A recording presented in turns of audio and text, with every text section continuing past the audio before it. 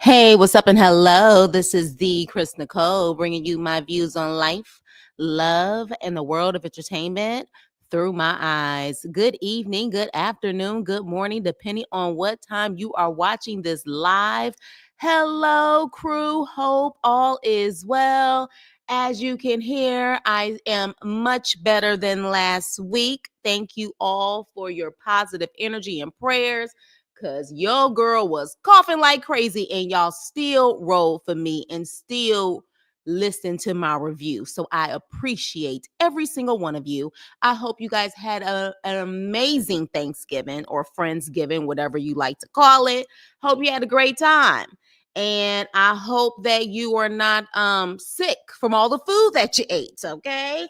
I had a pretty good Thanksgiving. It was peaceful, it was quiet. I'm trying to stay on track though, because I got goals, honey, for the summer of next year. But with that being said, let me see who's in the building. Hey, Louie. Hey, Liz. Hey, Vanessa. Hey, GSP. Hope all is well. Definitely make sure you hit the like button on the way in. And for those who may be new, say hello. We don't bite over here. We're very friendly. We like to clown, a little bit of shade. So make sure you say hello. Hey, Shayla, girl, child, you said my kid is coughing like crazy too. Yeah, it's going around. It's going around. So make sure, stay protected. I had to even get an inhaler. That's how bad it was for me. So prayers to your baby, Yuli. Hey, Vivian. Hey, Leo. Hey, Cassandra. What's up? What's up? Come on in the room. Come on in the room. Let's talk about life after lock up, okay? We are almost to the end. I want to say next episode, maybe the last episode of the season, if I'm not mistaken. And then we're back on Love During Lockup. So this is Life After Lockup, Season 5, Episode 49. High Risk Lies, I believe is what it was called. Child, I don't half the time be remembering the damn title. What I do know is if I had to rate this episode, I would give it a solid C. It wasn't that bad. It was decent. It definitely feels like the water is kind of boiling before it kind of officially falls over off the pot. It definitely is giving that, it's kind of boiling a little bit. Some pretty good stuff. Now, what's gonna happen next week? I don't know. But production unfortunately a lot of times disappoints when it comes to finales, so we'll have to see. Okay, so you give it a C minus. Okay, you said which episode made this episode made you mad? Yeah, we gonna talk about it, but we gonna talk about it. Hope y'all Thanksgiving was good. I'm still eating on turkey. Do you have fried turkey, Leo, or smoked turkey? Hey, Joseph. Remember, everyone, tomorrow's the last day to eat all your Thanksgiving food until you have to throw it out. Who said? Excuse me, Joseph. Who said Thursday? Thursday was literally just 48 hours ago. It depends on what it is. You can still eat on it, honey. Absolutely not. Okay, so you give it a C. Okay, surprisingly, you gave it a B minus. Okay. Hey, Denise. Finally made it for a Life After Lockup live and not the replay. Hey, girl, welcome, welcome. Hey, Megan. I would have given it a high score of B. Oh, child, because she gonna be the first one we talk about because we try to get her off ASAP. Oh yeah, smoked. Sure can. Leftovers for a while. Exactly. Joseph, there is no rules over here, honey. Yeah, there are certain things that you got to make sure you throw out because it's just no longer good. But that turkey can survive. And then you could take that leftover turkey and turn it into turkey salad. You could do a lot of stuff with that turkey, honey. Yes, you can. So let's get into it. Hi, family. I'm happy to be in the party with you. Are you new? Wait. Oh, your picture looks familiar. The family, you've been here before. Hey, boo. Hope all is well. So, yeah, let's get started. Let's get started. Thank you. Turkey soup, turkey salad, that mayo with that relish and them onions, please. I got so much turkey galore. Let's get this heifer over with, all right? Let's get her over with ASAP. Yes, don't play. And it'd be so good too. It would be so good. Do not play with them turkey salad sandwiches. Don't play with it. So Bianca and Daniel. Damn, I want them off my screen forever. Forever, ever. Forever, ever. So She's, of course, having drinks. No surprise there. She's having drinks and food with her friend, her so called friend. And of course, she talks about how the freaky tales isn't there. But she's like not on birth control and like they're not being safe. So, if it happens, like her having a baby, she's okay with it. And maybe, just maybe, it will actually force him to give her a ring because then she will be preggers. And her friend, who is, I think, around the same age as Bianca, she has so much common sense. And I just don't even understand how she can be friends with that ditzy broad. I just don't understand it. See, at a certain point, you guys are going to outgrow each other. It seems like you've already outgrown each other and you're just trying to force something that no longer works. Leave her ass alone. Like, leave her ass alone. Straight up.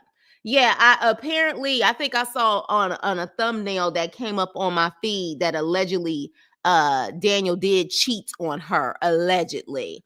Are y'all mad at that? I'm not. And I don't believe in cheaters, but yeah, moving on. So, anyways, so at that point, her friend is literally crying because she just understands that her friend is just so damn stupid. And so they end up, after having this long talk about how pretty much horrible Daniel is, they get in the car and she's like, "So are you excited to meet Daniel?" And I'm like, hell no. Like, all this mess you've been talking about Daniel, why would she be excited to actually meet him? Okay. So she ends up going back to the apartment and she starts asking Daniel questions. And I think, if I'm not mistaken, we find out, this is the first time I think we found out that he ended up relapsing in prison. Did we know that beforehand? I don't think we knew that he relapsed in prison. So he definitely has some issues for sure. And honestly, like, he doesn't need to be in a relationship. Like, if all of this stuff triggers him, he needs to just reconsider his life at this point, period. Hey, T Pretty. So at that point, she realizes, her friend, she knows that Bianca will go down with this boat just to prove that she's not a failure when it comes to this relationship, and she wants to make sure that it will work, and she will continue to be unhappy just to stay in the relationship. So at that point, when Bianca ends up going to get coffee and bagels, the friend ends up talking to Daniel, and Daniel was like, "Well, I guess I did love bomb her, or whatever the case may be, and I don't really know about marrying her." And she was like, "So then stop, pull the band-aid off and stop wasting her time so she can get move on with her life," or whatever the case may be. And so production asks him at that point, if he doesn't propose, will he end it or will she end it? And I'm like, I don't care. Just get their asses off my screen. I do not care who ends it. I don't care who cheated. I don't care that they exist. Now, mind you, I don't want anything to happen to them. I just want them off my screen. There is no point of this damn storyline.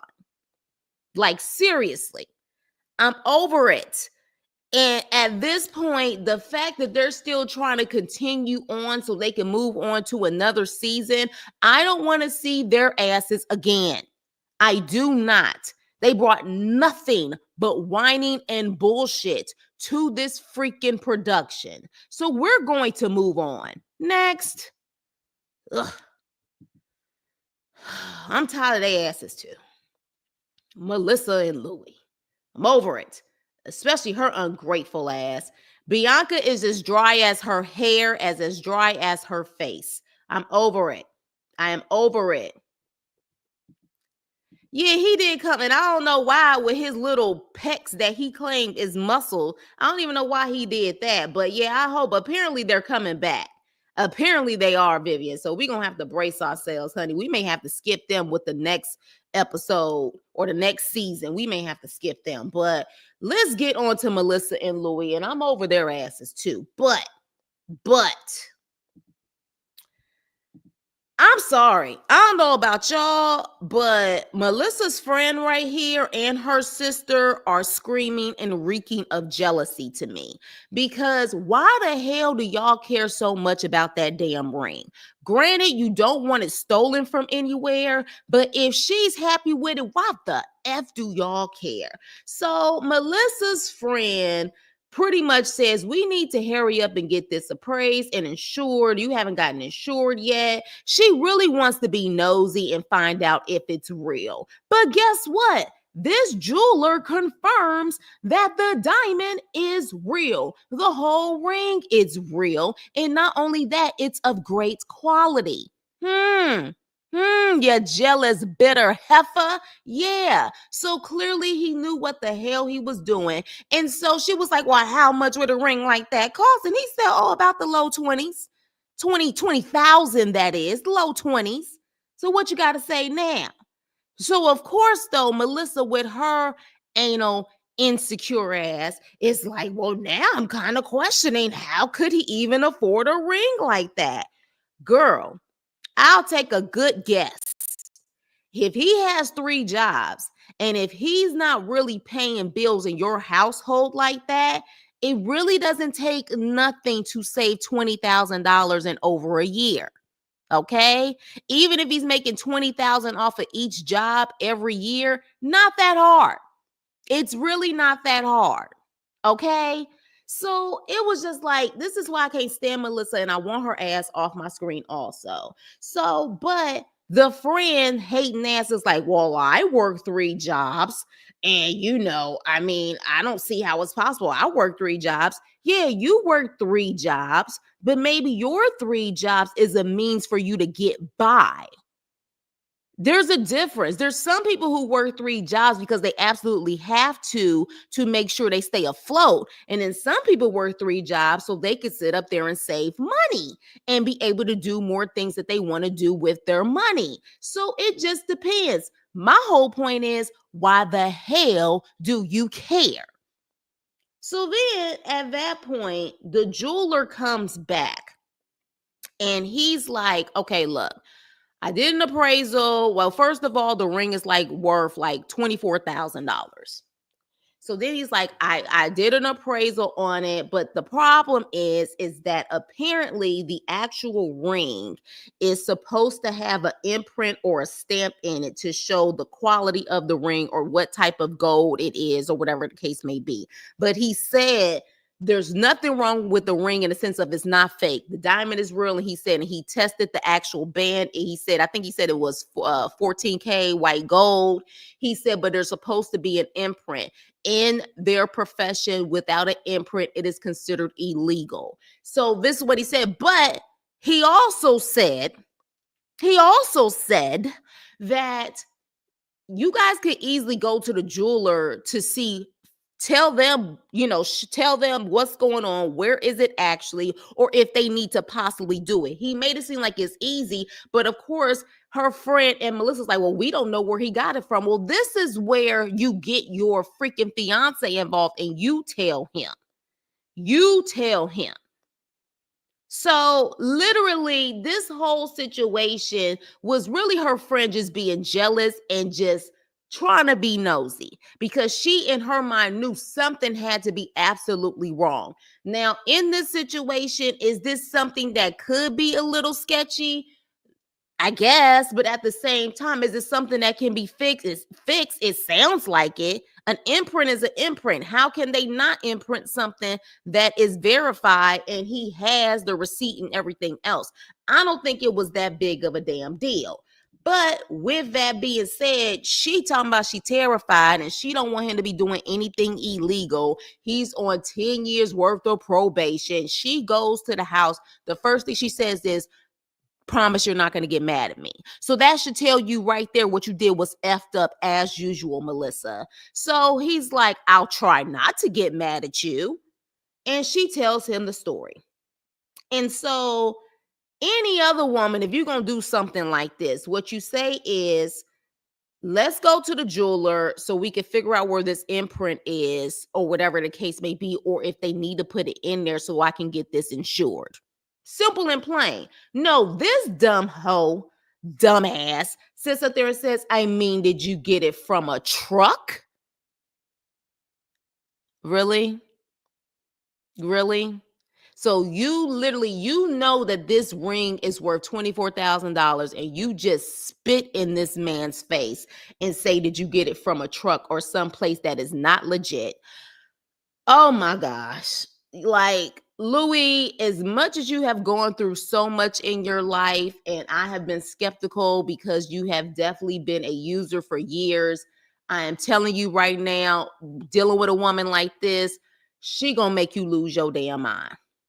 She is gonna make you lose your damn mind. So at that point, he's like, I have everything. I have the receipt. I have all of this stuff. And he was just like, you don't even believe me. Like, what, you think I would get this illegally? Like, it's always something with you. And Louie, there is nothing. She is never satisfied. She has a freaking car on her freaking finger and she still has something to bitch and complain about.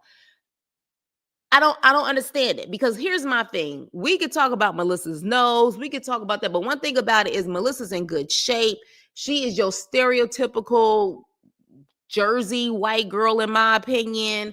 She's that typical girl, which usually girls like her, if they're in their right mind, would have been married and snatched up a long time ago. There's a reason why her ass is single and stays single, and she waited for Louie. Point blank, period. I'm over her ass. Like, to me, Melissa could have been wiped up a long time ago. Could have.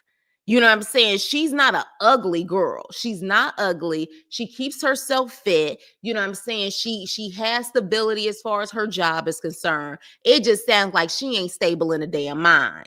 Exactly. Insecure, like the mama, all of that stuff. Oh my gosh, hugs and kisses. I sat up there. That's okay. His Bookie Bear and hugs and kisses is getting me confused. His Bookie Bear is Shayla. Hey, Shayla. Hey, hugs and kisses.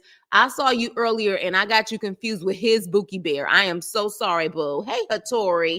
So yeah, I'm over her. Production knows where they filmed it, just not telling in order to keep a storyline. Exactly. Truck like it's the 1920. Exactly. Did y'all get it from a truck? I would have said, you know what? No, I didn't get it from a truck, but you're going to give me back that damn ring and I'm going to get you a $200 ring. How about that? How about that? Exactly. He talking about the 14K imprint. Yeah. They just looking stupid because they have egg on their faces. Exactly. So yeah, what's up, Hattori? I saw someone say Melissa wants to be his mom, his mom wants to be his girlfriend. And that, child, if that ain't the truth, make sure you hit the like button on the way in. I'm sorry, boo. His and hugs, I think I just got them confused when I was going too fast. That friend is a hater to the fullest. I was expecting Melissa to say, my man works hard, therefore he brought this ring with his hard-earned money. Exactly. She didn't even defend him.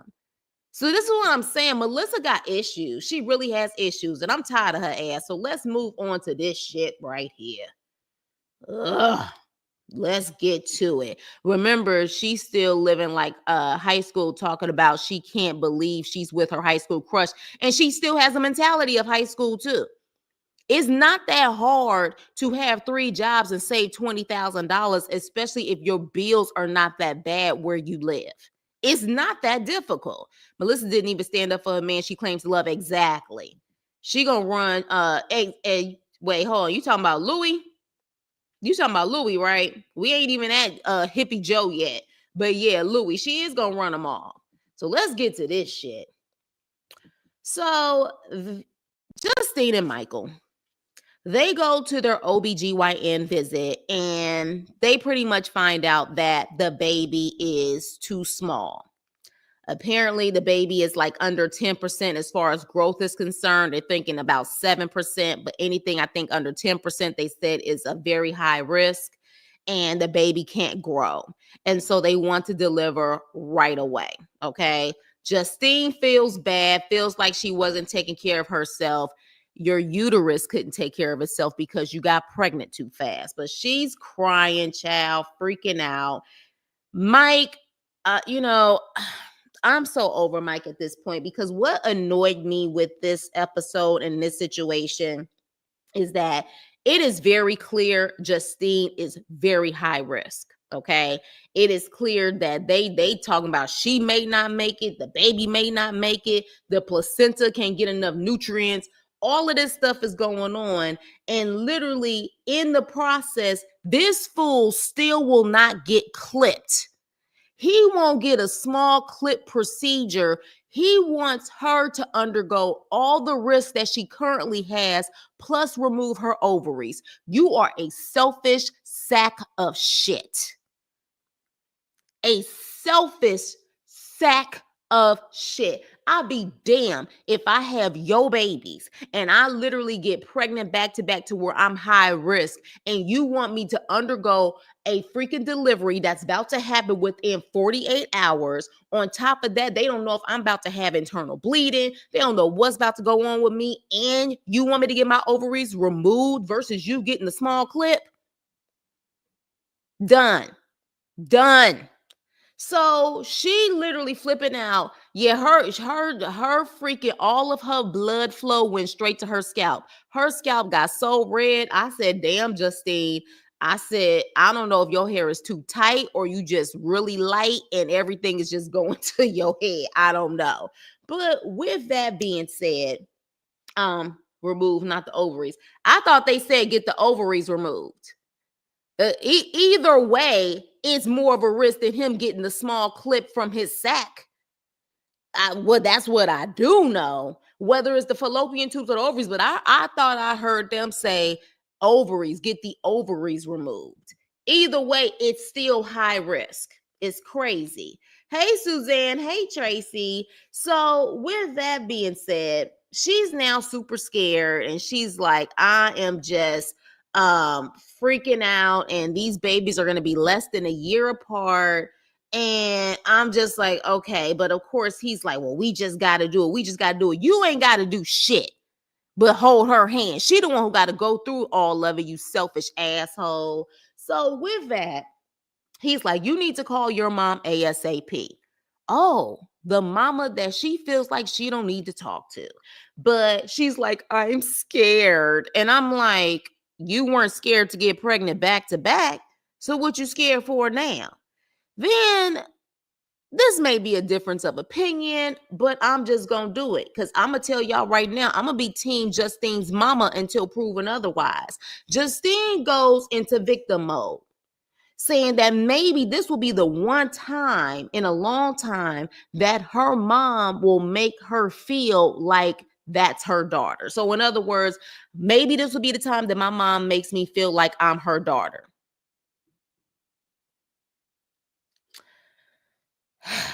Let me continue before I go off. So she calls her mother and she's like, hey, kind of need you to come out here. It's an emergency. Really, Justine?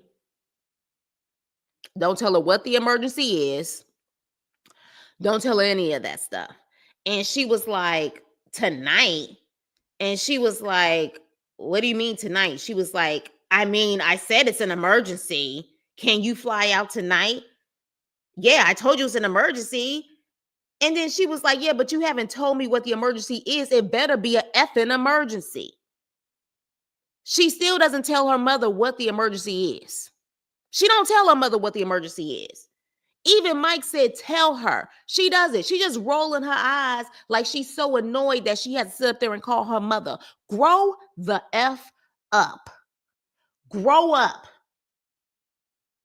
Like, if you don't know by now that your mother loves you, but she's so tired of your shit, and then you want to give examples about how, well, when I was 17, I had Kylie and she wouldn't let my baby father in the room because I was 17. Well, based on what you saying, she did you a favor because he wasn't shit anyways. Has he been in Kylie's life? No. So moving on. Well, when I had Santana or whatever, she said she wasn't going to show up because the father was going to be there.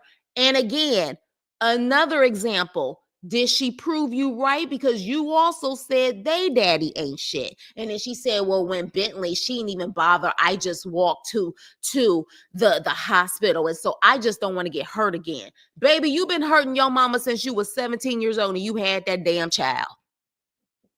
No mother wants their child. Now, granted, it happens. But what mother you know want their child to get pregnant and have a child at 17? But you know what? It was a mistake. No one means to get pregnant at that age. But you kept making mistakes, and she was always there to pick up your shit. If that ain't love, I don't know what is. And on top of that, even with you getting pregnant with Maddie, and even with you wanting to move all the way across country, your mother still got you a damn house. And you talking about she hasn't made you feel like you're her daughter? Excuse me, if I'm not mistaken, the last season that they were on, when they were still living in Pennsylvania, didn't she have a moment with her mother where she realized, even with Mike, that she may be making the same mistakes over and over again with the sorry ass men that she chooses? And who was there crying, and she's decided to cry in her mother's arms, and her mother was there to pick her ass up even then? Justine's mother. She loves you clearly. She's just tired of your shit. Every parent, every person, even me, when I see my little cousins, god kids, everything else, at a certain point when you keep messing up, we get tired of them damn calls. We get tired of them. She didn't know what the emergency was. You wouldn't even tell her. She probably was like, what has she done this time to F up again? She's tired of your shit, Justine. That's exactly what it is. You and your man are childish as hell. Y'all been sticking and moving, having babies, and literally you have always had your family there to pick y'all asses up. Mike was in jail for 6 years. His sister and his mother and his oldest child picked up the pieces. Justine always get into some BS. Her mother is there, but your mother don't love you. Your mother don't make you feel like you're her daughter. She does it all the time, making sure that you and them kids are protected and got a roof over your head. I'm so done with this heifer. I'm done with her. She's so ungrateful and such an asshole. She was rolling her eyes and act like, first of all, tell your mother what's going on. And let's not forget that last minute plane tickets ain't no punk. Her mother probably had to spend thousands of dollars just to get out there unless production paid for it. But a last minute flight, that ain't something to swallow easily. So I'm just like, seriously, like you just expect for your mother to hear it's an emergency and get here ASAP.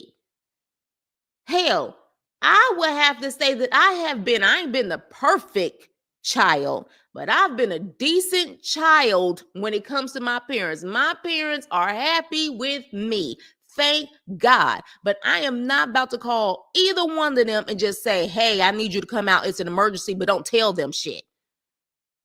I'm going to explain to them what the emergency is. Period. So I'm over it. Like, over it. And then she goes into this hissy fit about how she needs to do something for Maddie. She don't care. She got to do something for Maddie. She's so concerned, but she got to do something for Maddie. Like, it's not, Maddie's fault. She got to do something. She got to get her a cake or something. Hell, can y'all even afford a cake at this point? Girl. Like, this is seriously, you know what I'm saying? And Mike is like, she always act like she a single mother. Maybe because you make her feel like she's still a single mother. Because what the hell are you doing? What the hell are you doing, Mr. I don't want to get clipped, because if it's meant for me to have a child at 75, then so be it. But meanwhile, she could actually bleed out. But you still want her to get her stuff removed instead of you getting clipped where there's probably no bleeding really at all with your procedure. You are a selfish asshole. And I'm done with this couple. And I have a feeling they're going to come back as much as they possibly can because they need the damn money. But I'm over it. I am over it. Hey, Ashley J, you like read her. I'm so sick of her shit. Hey, Kim, what's up? Very spoiled and entitled. That mama tired of Justine. Justine doesn't like to be held accountable. Clearly, exactly. Justine is gonna get all this back tenfold. Just and you know what's so crazy? Because Kylie doesn't seem like to be the type. It's going to have to take her to have a child just like Justine for her to appreciate her mother. Maddie might be that child for her. Manhattan may be that girl for her because Kylie seems to be the complete opposite. It is going to have to take her to see herself in one of her children, and her children cause havoc in hell like she did with her mother for her to appreciate her mother. And she better hope by then it's not too late. She better hope it's not too late. Mike can't shave the gray hair off fast enough. He's a freaking selfish asshole to me. Spend 500 on a ticket and I'll tell you what the emergency is when you get right. Right. It's crazy. Hey, Nicole, I don't know if I said hi to you earlier. They're going to be the new Brittany and Marcella and keep coming back. Seriously. Kim, last minute Vegas. Exactly. Especially I don't even think she's like close to Philadelphia. She's somewhere in the rural part of Pennsylvania. I don't know what her closest airport is, but it's ridiculous. She hasn't made her mom feel like she is a daughter waiting until 7 months. You better preach. Mic drop. Justine needs to loose up those braids and then talk to her mother in a respectful way. But nah, she still won't. Exactly. Her mother has the right to feel the way she feels. She paying for Justine, her husband, all them damn kids she keeps having. Exactly. Exactly. Exactly. It is called tough love, and she needs to accept it. She wouldn't tell her mom what the emergency is as if a flight to Vegas is 200 across country. Exactly. Exactly. It's ridiculous. You just gonna say that with a stank attitude, expect your mother to sit up there and just jump? Get the hell up out of here. You have been a disappointment to her since you was 17.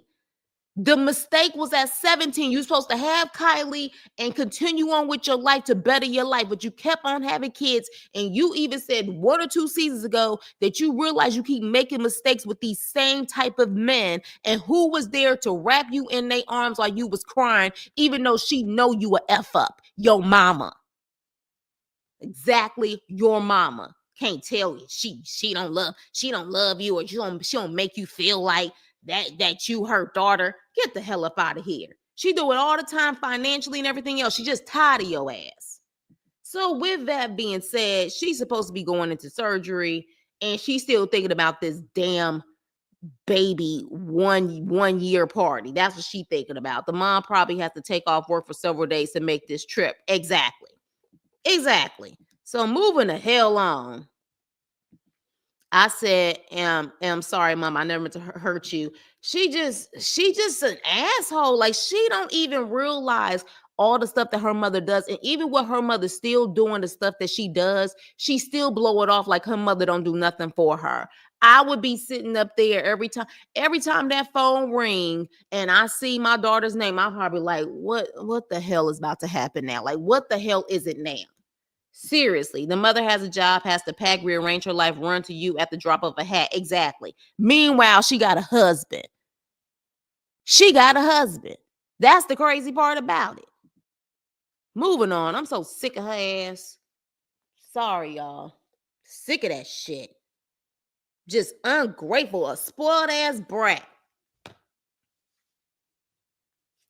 Kimmy Ho and Hippie Joe. One of the boys is going to be the one like her. The boy or Maddie. It's going to be one of them, child. One of them for sure. So let's get to Kimmy Ho and Hippie Joe.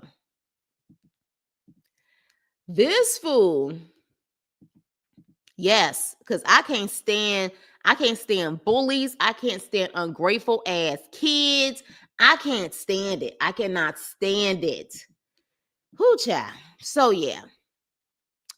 Mind you, remember Joe had left in the morning to go to urgent care and didn't get back until 8 p.m. 8 p.m.-ish. Took that test, ran off, and now he coming back at 1 a.m. in the freaking morning. And he still has access to the house. Now, again, if she was really serious about what was said, if she saw that test, he would have been locked out of that house. But he's able to get in. He gets into the house. and he sleeps on the couch. All right. So she ends up going and questioning him about stuff she already knows the answer to. And he claims it was a faulty test. Bullshit. Bullshit indeed. Just, I don't care. Them tests ain't that damn faulty. I don't give a shit what he says. But here's the thing. He never really says that he didn't do anything. But he says that he has brought a new test. And it's the same test. Girl, don't trust that test. Just like you don't trust them hips. Don't trust his piss or someone else's piss. Okay? I wouldn't trust anything that he bring up in that house claiming he about to retake a test after he been gone for 5+ hours. But he ends up taking his test. I personally would have sat up there and sat right there while he actually went into that cup, but she's standing behind him. He clearly is very confident that this test is going to come back clean, okay? And so at that point, she don't even trust what she's seeing because she was like, how is it that this test comes back clean? How does it come back clean? And he was like, I wouldn't have taken the test if it was gonna come back dirty. Eyes is all glossy and low as hell. He looked like he's sweating. I'm just like, seriously. And then he sits up there and gaslight her and says, I don't like you to be upset. I don't like you to be upset. I don't like that. You don't give a shit about her being upset. You cuss her out every chance you get. You ain't never respectful towards her. So why all of a sudden now? Why now you don't like her to be upset when every time you turn around, you like move, F this, F that, F you, F this. You don't give a shit. So then he says, I got to know you trust me just a little bit to tell you the truth. Kim, and she like, no, you got to tell me the truth for me to trust you. And she was like, so you admitting that you was on that Coca-Cola. He was like, do you hear what I'm saying? It could take months sometimes to get stuff cleaned out of people's system. It don't matter. It could take the herb 2 months to get clean out of people's system. Yeah, okay. Well, guess what? God still intervened in this stupid girl's life. You know why? Because this wasn't a sure sign that you need to get him the heck away from you. It should have been this. 3 months out of prison, this fool has failed 3 tests that his PO has given him. Now he has to do a 90-day rehab. And she in the car crying said, he's gonna miss Cason's birthday. He's gonna miss my birthday. And he's gonna miss Kyla's birthday. I'm just so lost. I'm all by myself. I'm a single mother again. I don't know what to do. Bitch, do the same shit you been doing. Survive. You mad because you need to sit up there and find someone to put up a TV or open up a box. Get the hell up out of here. I have no sympathy for you at all whatsoever. So at that point, even through all the tears and all the BS, okay, she ends up getting the house that her father helped her get. All right. A week later, she's in her house that she bought. And so at that point, she ends up getting a dog too. And I'm like, you can barely afford your kids and you want to put a dog in the mix? Absolutely not. So her cousin comes over. Her cousin enjoyed this shit. I don't care what y'all say. Her cousin enjoyed this shit. She looking at the new house and the first thing she want to ask is, so where's Joey? Where's Hippie Joe? She's like, oh, he's in rehab. And baby, that damn cousin was smiling and smirking from ear to ear. She's like, yeah, I'm not surprised at all. Girl, you've been staying close to her just so you can say, I told you, bitch. I told you, bitch. And that's your karma, hoe. That's your karma, you slut bucket. I told you.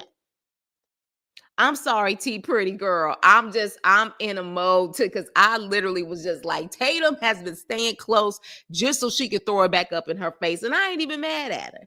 So then at that point, her cousin is pretty much like, he is not the man for you. You act like he's the only man in the world. And she's like, he is the only man in the world. But at that point, she says, I gotta see how he act when he come back. I mean, my kids miss him so much. They started calling him daddy.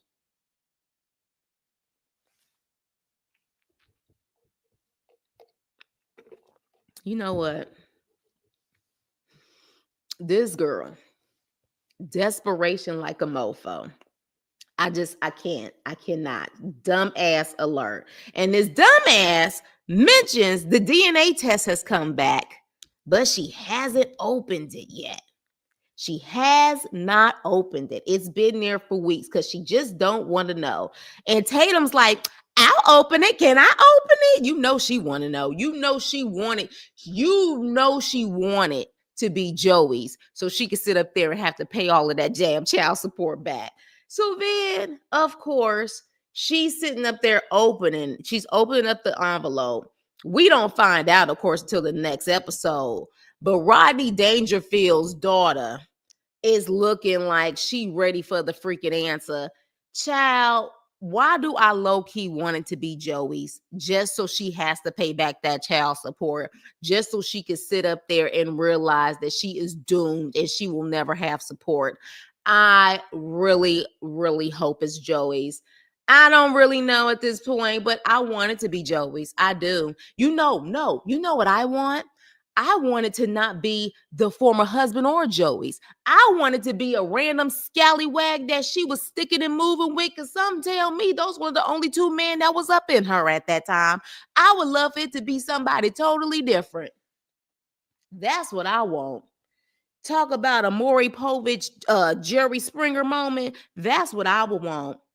Shoot, yeah, that's Rodney Dangerfield. They look just alike. What I think it was Kashori, if I'm not mistaken, who said Rodney Dangerfield took me out. Because you know I like a good comparison. I had totally forgot about Rodney Dangerfield. That is, I tell you, splitting image. Splitting image. Yes, it would be a good twist too. A good twist. And I'm telling you, especially when she be making them facial expressions, child, Rodney Dangerfield.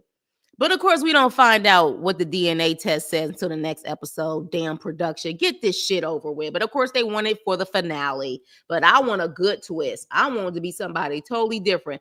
I want her to have to test every freaking man in Eden, North Carolina to see who the pappy is. I'm the pappy. That's what I want. That's exactly what I want. Exactly. Jerry. You are not the father. Daddy better get that deposit bag. Rodney is her real dad. Seriously. I know. As soon as that puppy becomes a dog, it's going to be able to hop out of that freaking area. It wouldn't surprise me either. It's someone different. Exactly. Tatum couldn't hide that smirk even if she wanted to. I just know she got back to her house. She did a little two-step with some wine in her right hand. I'm telling you, we just got a letter. We just got a letter. Guess who it's from? So moving on to this shit. Literally this shit.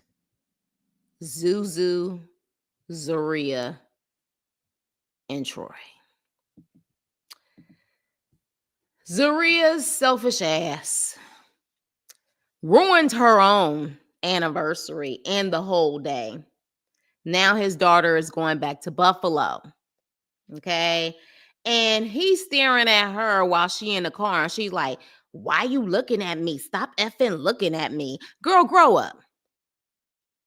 She gets out the dang on car and she's like, it's our anniversary, Troy. And you were texting other women. You didn't know who the hell he was texting. But because you are cuckoo for Cocoa Puffs, completely loco, you automatically assume the worst because you're crazy and deranged. So at that point, He sits up there and he was like so upset, of course, that his daughter is not going to be there for the community day. But in my opinion, that's what Zeruiah wanted in the first place. She gives a fake ass apology, but her plan worked. She made it all about her so that she didn't have to share that day with her daughter, or his daughter. But technically, she tried to claim that's like her daughter too. She wanted that to happen. She did not want to share that day with the daughter or Karen. But this community day, which was supposed to be about the kids, it looked like there was more adults than there was kids. But I guess it apparently worked, I guess, unless this is just a straight up storyline. She says the next time we see them that they got the 50 kids to sign up so she can apply for grants. We'll see about that. But anywho, so at that point, when we see them next, she is forcing her way to go with Troy to meet with Yona because she claims she wants him to stay calm and to keep his temper under control. She wants him to be calm because she does not want him to lose custody or be able to see his daughter. How is someone who is cuckoo for Cocoa Puffs screaming all the time, acting like a damn fool, gonna try to keep someone calm? You are not going to try to keep him calm. You're going because your insecure ass wants to see what the hell he's doing. Hey, Veronica, you want to see what the hell he is doing. So, with that being said, this insecure bird rolls with him. And she trying to act like she's so calm now and she's so sorry for what happened and she takes full responsibilities. This girl in these damn glasses and her facial expressions, like I cannot. I cannot. So with that being said, they end up going to some park. I don't know exactly where they met, but they end up going to some park. And here comes Yona. She ends up coming up. And so at that point, Troy is smiling. He was like, where my daughter at? Where my daughter at? And Yona's like, she ain't here.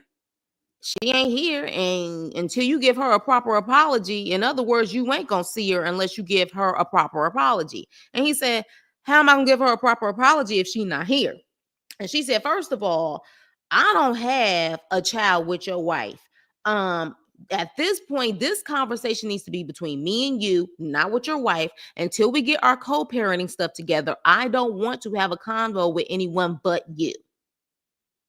And at that point, she says, Zeruiah is a stranger. Here's my thing.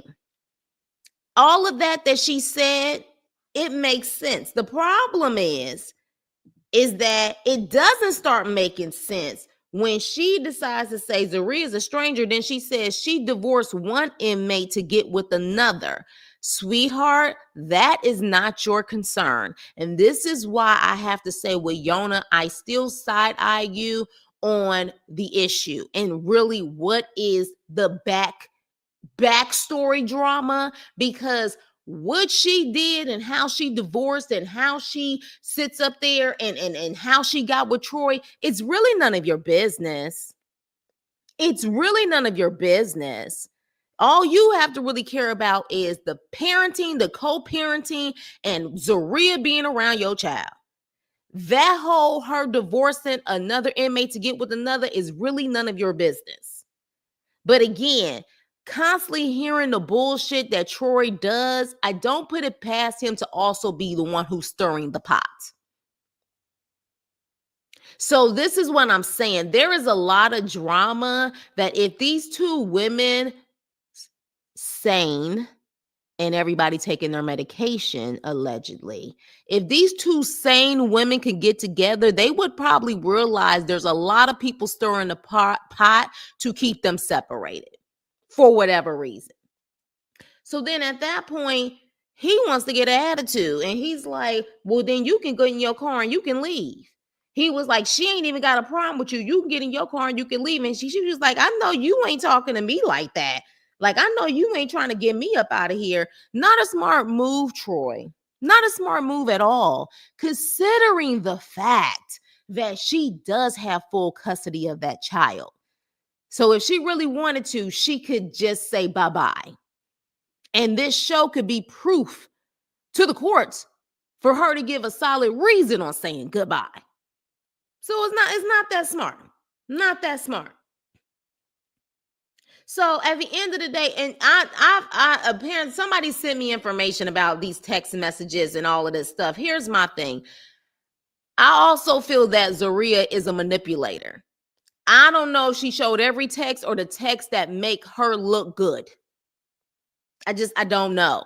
I really don't know. And I don't trust her ass because she definitely comes off as a manipulator on this show. She allegedly has admitted herself that she's allegedly bipolar.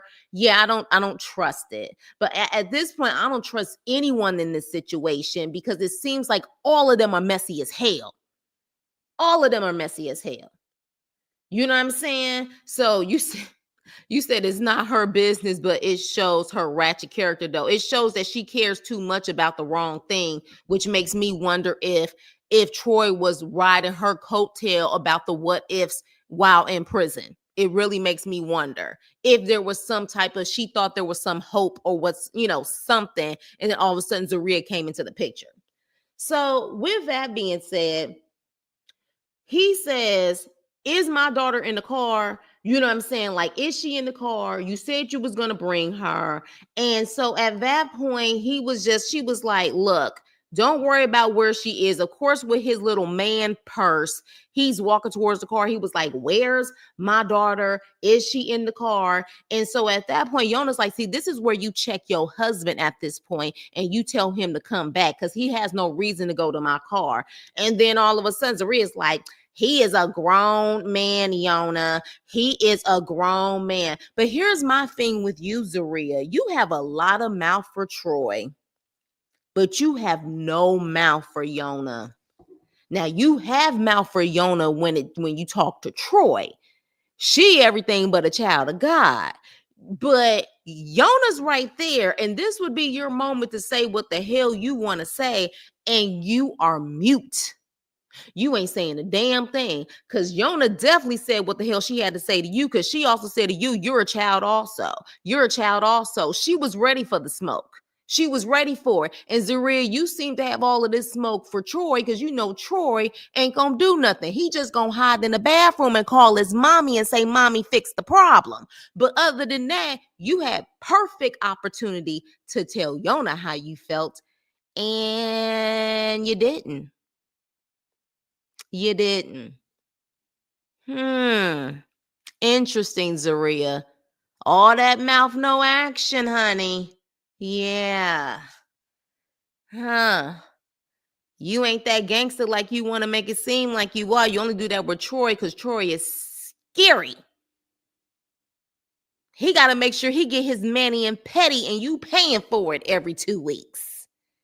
He got to make sure he get them pink and purple bonnets and man purses. You probably give him all of that stuff. He needs to keep that coming in. Oh, and his herb too. Because last time I checked, he ain't got no job. So how he getting all of that stuff? Huh? But yeah, all that smoke for Troy, but you ain't got nothing to say to Yona. Interesting. Why pink socks? Really? She child. Cuckoo for Cocoa Puffs, time and opportunity. She had the time, space, and opportunity and was like, ooh, he's a grown man, Yona. Okay, whatever. You ain't had no smoke for her. None. And she looked like she was ready for the smoke too. Hell, both of them looked like they was ready for the smoke. Yona looked like she was ready to put that purse down and be square up. Square up, ho. She don't want it with Yona. Exactly. I just want to fight her one time. So with that being said, we see him walking off like he always do to the car. At the end of the day, we'll see what happens with that. But what I do know is that the fact that every single last one of them is messy and they all want the smoke on these lives and social media, It's giving everybody want attention and everybody got damn issues. And I ain't trying to keep up with that shit. I just keep up with what's going on with the show, but it just seems too damn messy for me. Looking a mess, my husband's baby mama wouldn't catch me looking like a bum for real. Z got up real quick and sat behind Troy making dumb faces. Exactly. She didn't say nothing. Nothing. One thing Troy gonna do is get them steps in for the day. Ain't that the damn truth? And last but not least, she's not bipolar. She actually crazy. I heard they are coming back as well. I'm sure because clearly this nonprofit ain't working out for them. So yeah, I'm not shocked at all whatsoever. They all feed into the social media though. They all do. They all feed into the social media. So that's why I'm just like, hell no. Nah. Like, I don't trust any of them. They act the fool on F. Yeah, they do. They do. Every time I come on YouTube, my feed is full of Karen said this. Troy said this. Zeruiah said this as a comeback. Now Yona is in the picture. It's just at a point where it's just like, come the hell on. Like, come the hell on. So, anyways, mic drop on that and showing it. Now, I understand it's legal, but at the same time, I wouldn't want that around my kid, legal or not. So, anywho, teeny little fizzle pop and Rob.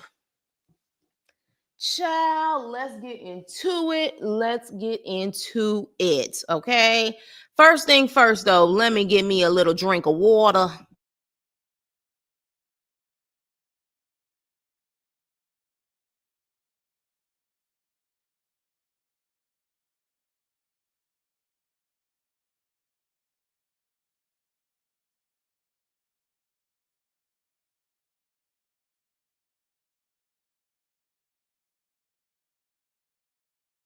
Child, I need to take a couple of sips of water. Child, I'm dehydrated doing all this talking, but I'm loving it. I'm loving it. I hope y'all enjoying yourselves too.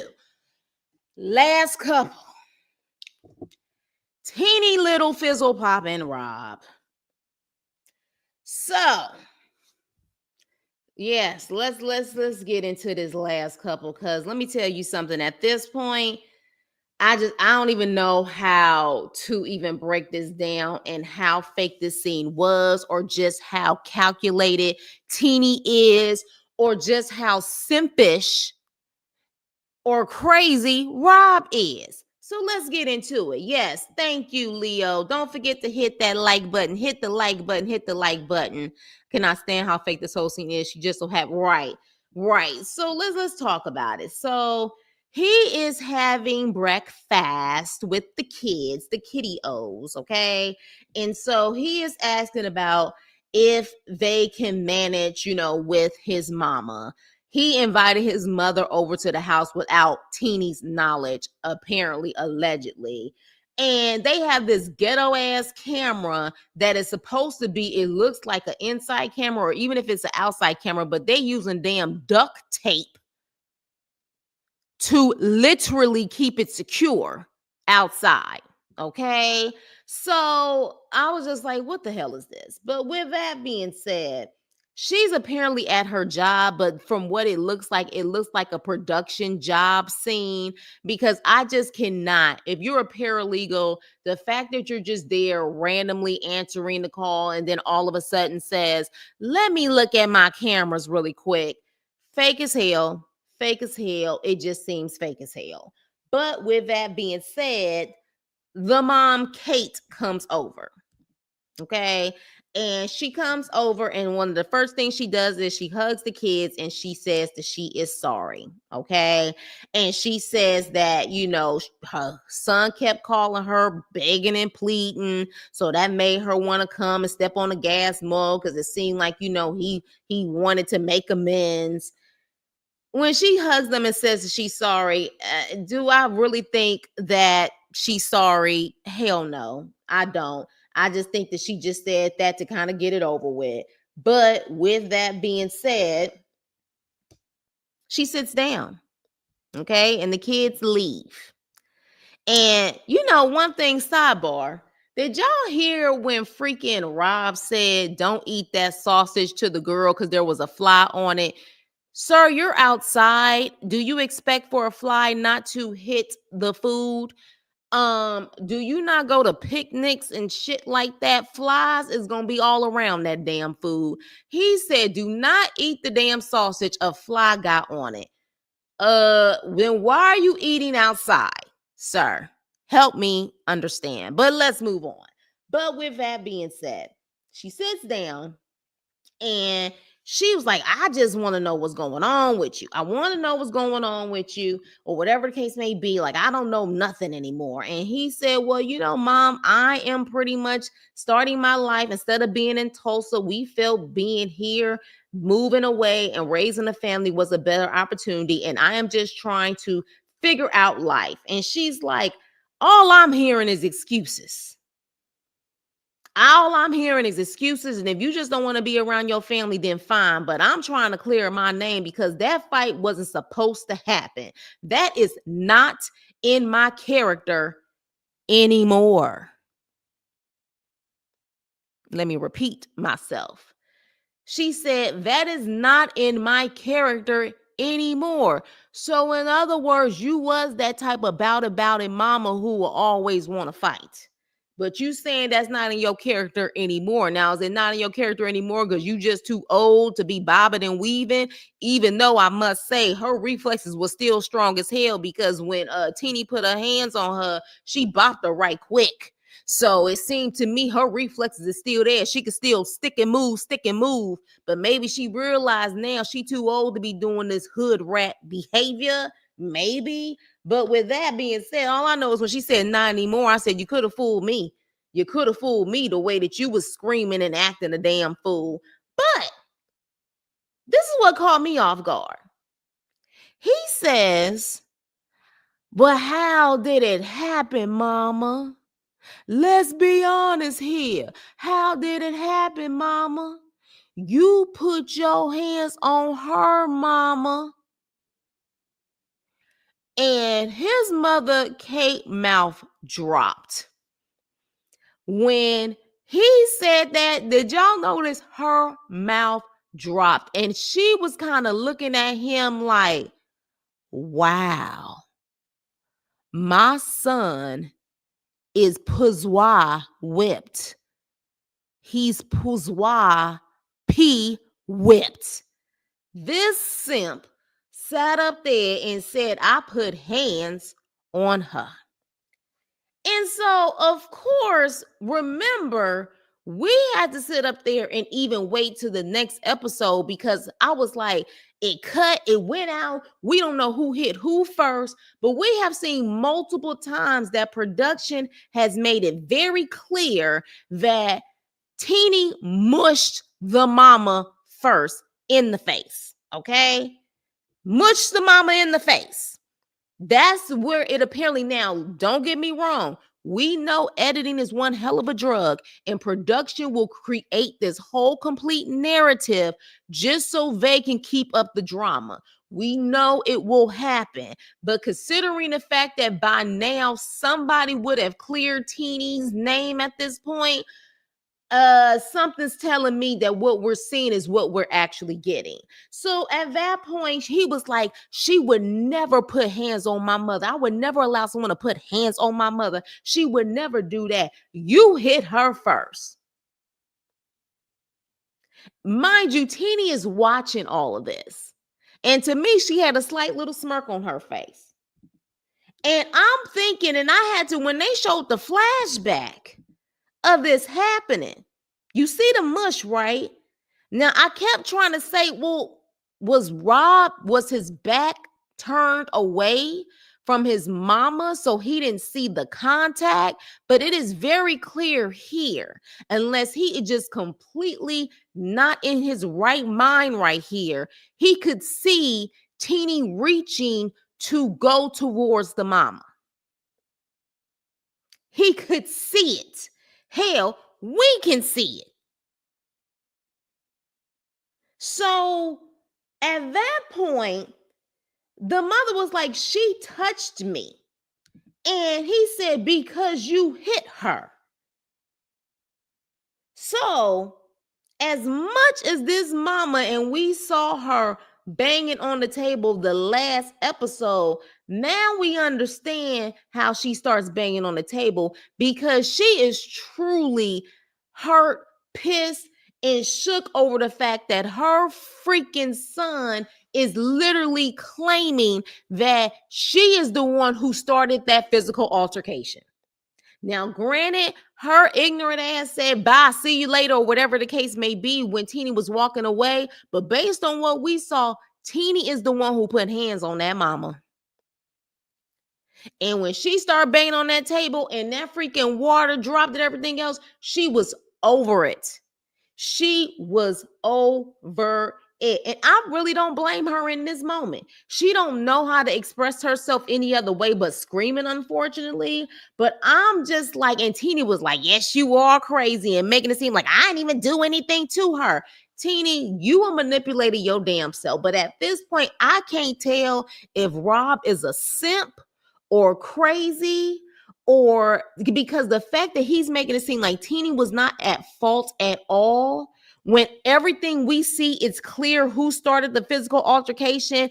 I am trying to understand, maybe when it all boils down to it, he really doesn't like his mama and he uses Tennie as a shield. Like, he literally, and to me, if he truly, it was happening so fast, if he wasn't in the moment and he didn't realize what happened, Tennie had to tell him she put hands on me first, and he believed it. He believed it. He believed, because I'm just like, there is no way in hell that you were right there in the middle of them and you didn't see your own wife take her freaking hand and mush your mama. But it is very clear he has a horrible relationship with his mother.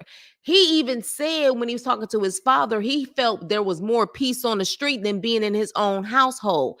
He don't really like his mama. He may love his mama, but he don't like her.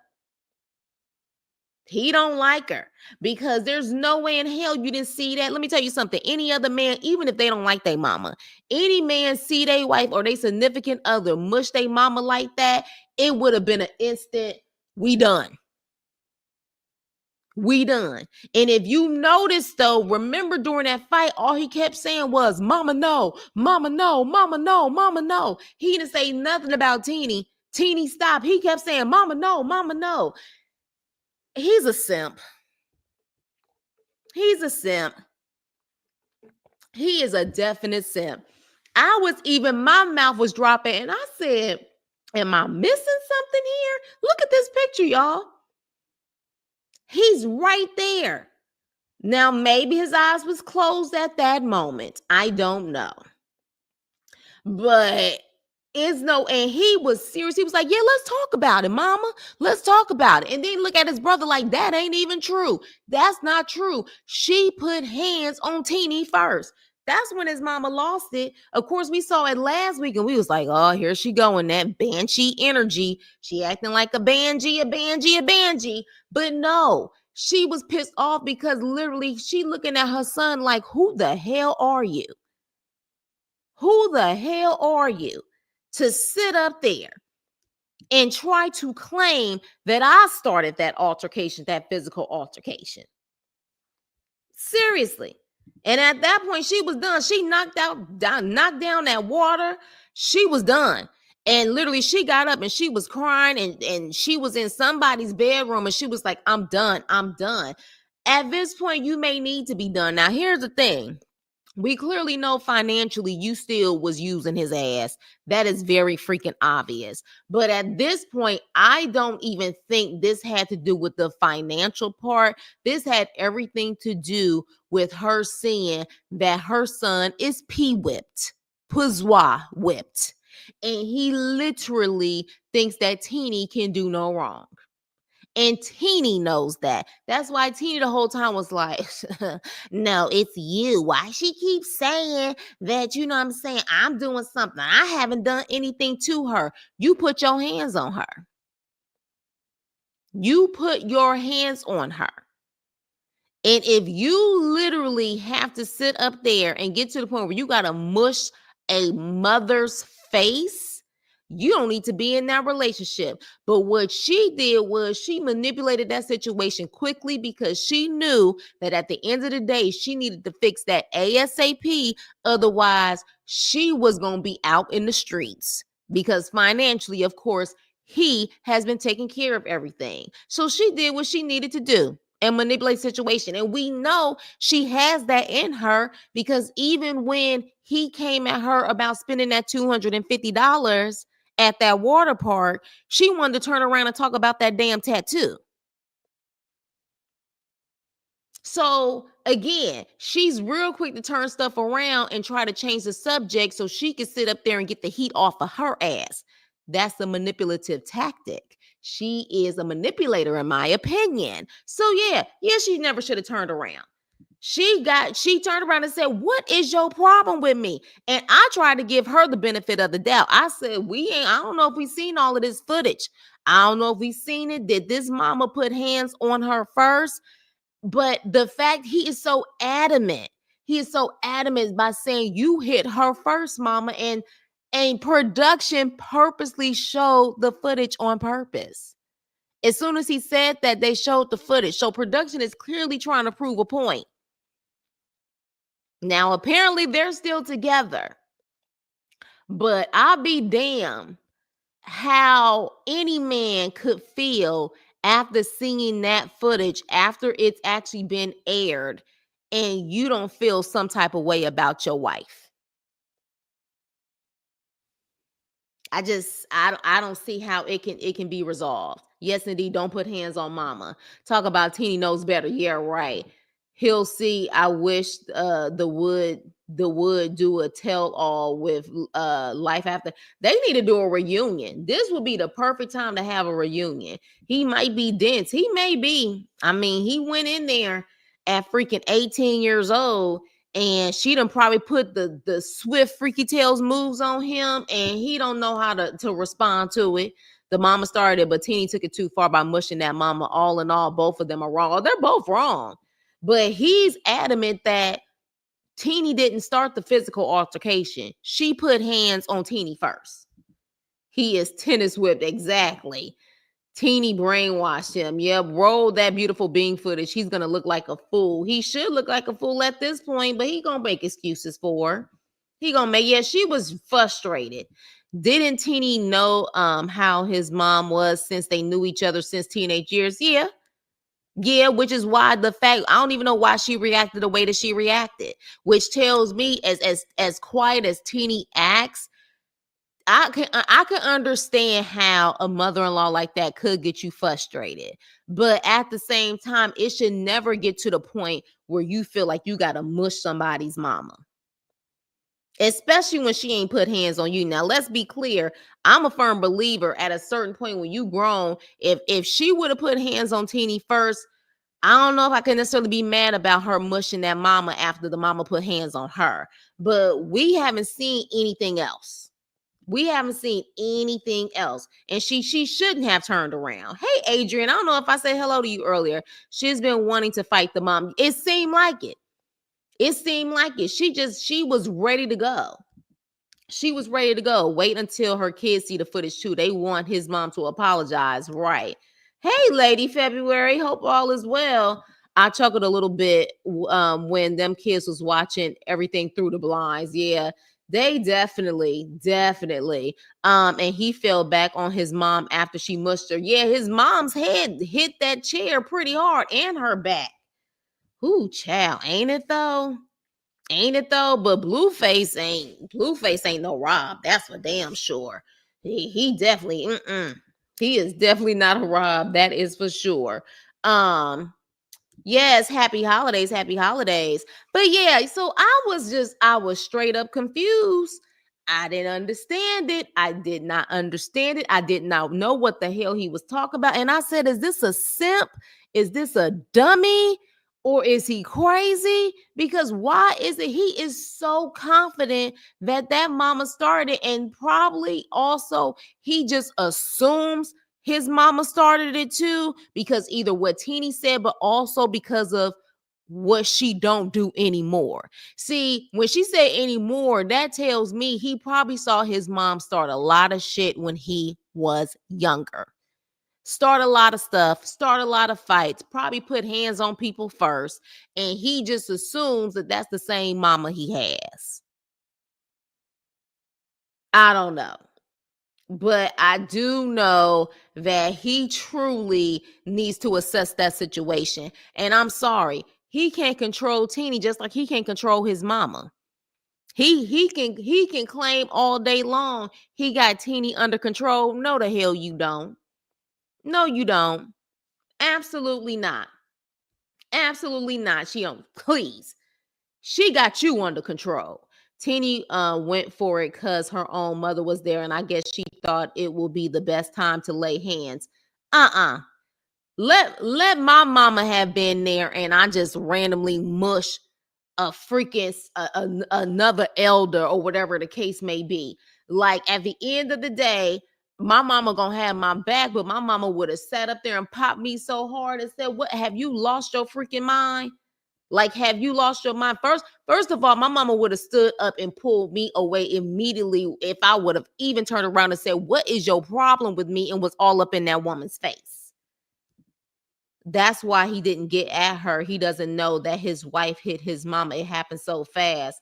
Well, look, at this point, he knows. So how about he get his ass on live and he discuss that situation?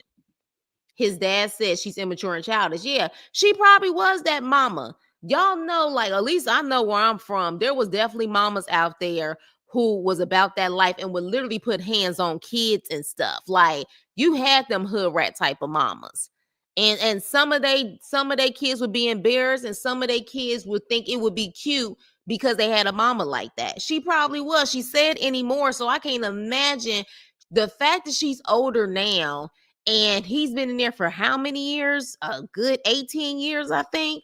The fact she's older now and she's still this hype, I can't imagine what she was like when he was younger. But at the same time, that doesn't mean that that's what happened this time, and he needs to really look at this footage. I think Teeny's still salty about him giving his mama money before. Possibly. I think Teeny is in another room in the house acting like she at work. She's right in the basement. Yeah, that whole scene was a production scene for sure. Make sure you guys hit the like button on the way in. Her mom looked like she wanted nothing to do with it. She didn't. Because if you notice her mom now, mind you, in situations with mamas, if that mama would have put hands on Teeny first, that mama probably would have been live and about that action.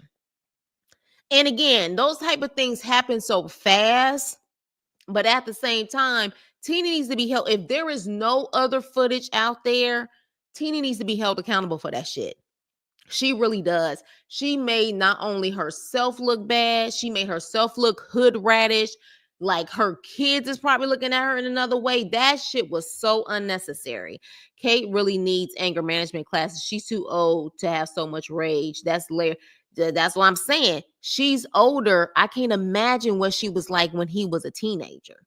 He said he had more peace in the streets than at home. That is a problem.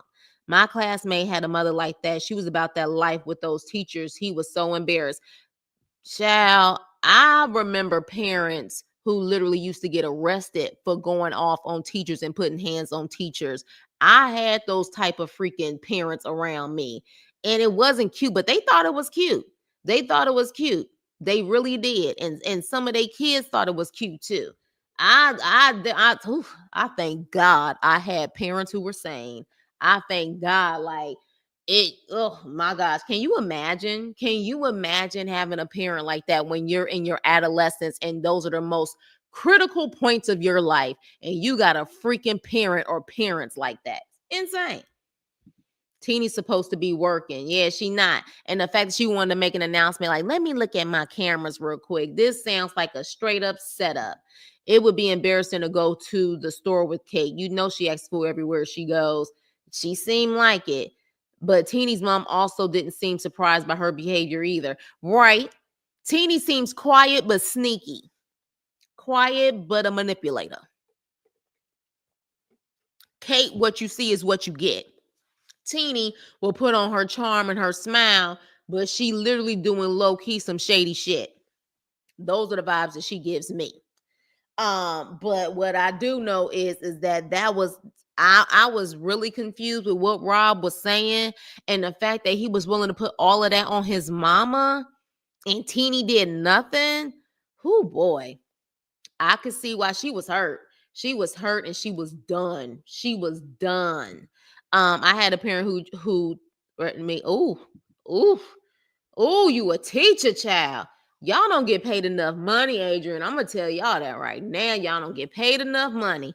Oh my gosh, I could never be a teacher. At one point, I thought about being a teacher because I said you get every holiday off and you get summers off. But I'll be damn. At this point, if I'm ever gonna teach, it has to be at the collegiate level. It has to be at least at a junior college level. I am not teaching kids under 18.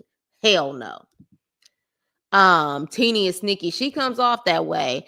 Teenie isn't showing her children any self-control, respect for herself. I'm hoping her kids continue to act like the mature ones out of the bunch.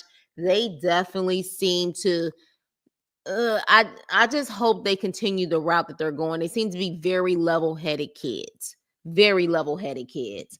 I was laughing at Rob's brother trying to get that roll of paper towels, trying to get that water up. Yeah. And you could tell he used to his mama being like that too. Cause as soon as she knocked that water over, he just went to cleaning like it was nothing. So he already know. She could also lose her paralegal license for elder. GSP, damn you for making me laugh. Are you serious right now? I don't think you're serious. You making me.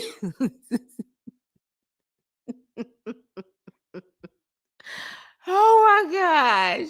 If she even got that damn job, we don't know if that was even a production moment too, as if she actually got her a job. Like literally, unless she's been a paralegal for years and maybe they just needed someone, but I don't know. Kate looks like one of them people that be fighting down at the Popeyes or Church of Chicken. Yeah, fighting over that damn Popeyes chicken sandwich when it first came out. Yeah, she give me them vibes. She give me them vibes that she has definitely been on numerous videos fighting in freaking fast food chains or literally getting busted at a dang on Walmart or something. She gives me all of those vibes, or getting mad and screaming at the police officer for pulling her over, and next thing you know, it ends with a taser and her getting handcuffed. Yeah, she give me all of them vibes. You being serious? Good night, T. Pretty. Ooh, 5 a.m. girl. Good night. Good night. I mean, how would y'all handle a MIL like that? It was bound to happen. Look, all I know is that I think that mother I think she was thinking like, you trifling MF and son. The one time that I didn't get physical with somebody, this is the one time that I actually didn't start the nonsense. And then you want to take her side. Like, this is the time that you should be proud of me that I didn't hit first. And then you going to sit up there and try to say I did hit first. That's why she was mad. Now at this point, she probably like, I should have sat up there and slapped her first. I should have sat up there and hit her first. I should have whooped the ass. If you gonna blame me anyways, that's probably what she thinking. So at the end of the day, to me, Teenie felt she had a victory. She had a smirk on her face. She just tried to make it seem like she was crazy, and then had the nerve to say, "Why is she even at my house?" That's his house too. You may not like the mama, but that's his house too. So that's why I said, who really runs that house? Who really runs that house? Rob doesn't seem to have a relationship with his little brother. He don't seem to have a relationship with his family at all. He seems to be really done with his family. And he feels like they use him just for money. And we did see the mother worried about the money. That was the first time we had an encounter with her. So this is what I'm saying. I think he doesn't like his mama. I think he doesn't like his mama, and he uses Teenie as a shield. That works every time. Yes. I may start doing, y'all want me to start doing reviews on those? I think that'll actually be fun, hearing my reaction and us reacting to those freaking channels and the stuff that they have. I see Kate got her dent fixed on her car. No, I don't think she did. I thought I kind of saw it on the side a little bit. It just had a different view, so it didn't look at it like based off of the shade and the sun. I think that dent was still there, child. I think it was still there. And so what, she got a dent. As long as she can freaking still managed to drive it, at least she got all of her windows and ain't using a hefty bag as a damn window. We remember that. We remember that. People using hefty bags for windows and shit. But yeah, so with that being said, you guys, that was the end of the episode. We will see what happens next week. We will see if we have a decent finale or we don't. We will definitely have to see about the DNA test. We will have to see how this ends. And then after that, it is going back to love during lockup. Yes, I already did my first review on Married to Medicine.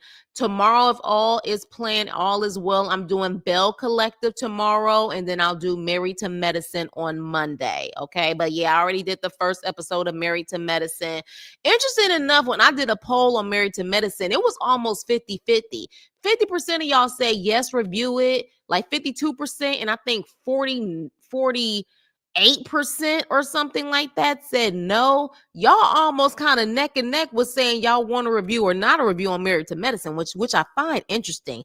I think some of y'all getting tired of these same cast members just like I am. But majority rules, so I'm still going to review it. Yeah, Shayla. Something must have happened with the prison business funds that he fell out with his family. Yeah, yeah, because it seems like if the money is not available, they're not available. I stopped watching Married to Medicine a while back. I think a lot of people are, because they're tired of the same rhetoric and the same drama.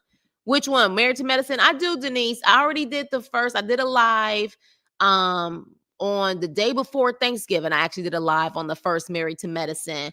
And I'm gonna do this Monday Married to Medicine review, and I'm gonna do Bell Collective tomorrow. Okay. So, yes, I'll definitely do that. I watched the first episode. Yeah. So, with that being said, you guys, that was the end of my review of Life After Lockup. Oh, I don't do 90 Fiance. I don't do that one. I don't know if I just have it in me to do a Hattori. Now, unless it is so damn good this season, by all means, please let me know and I'll at least try the first one or two episodes. But I can't do that in Love After Lockup. I gotta pick my poison, child. So with that, oh, thank you. Yes, stay blessed, everyone. Yes, yes. I think a lot of us are sick of Hell Benley. So with that being said, you guys, thank you so much for watching. Please like, share, and subscribe.